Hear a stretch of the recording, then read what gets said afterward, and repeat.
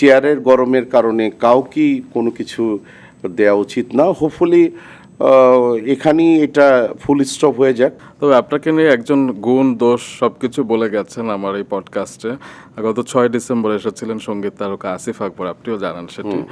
এবং তিনি বলেছিলেন আপনি খুব সহজ সরল মানুষ, পাশাপাশি কিছু সমালোচনাও করেছেন, সেটিও আপনি জানেন যে চাপটা বিক্রি করেন এবং ফুটবল নিয়ে কথা বলেছেন, কারণ হয়তো বাফুফে থেকে আপনার চাপের অফার আসবে।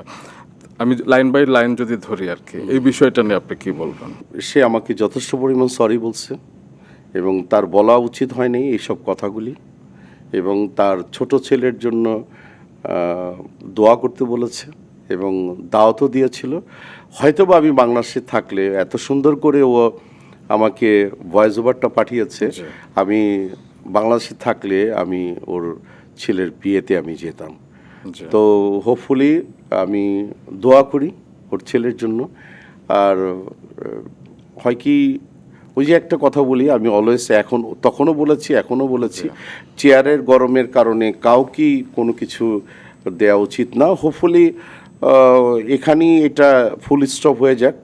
আমি মনে করি আমি স্পষ্ট করে ওর ব্যাপারে কোনো মন্দ কথা বলবো না, খালি এটুকুই বলবো ওর জন্য দোয়া করি।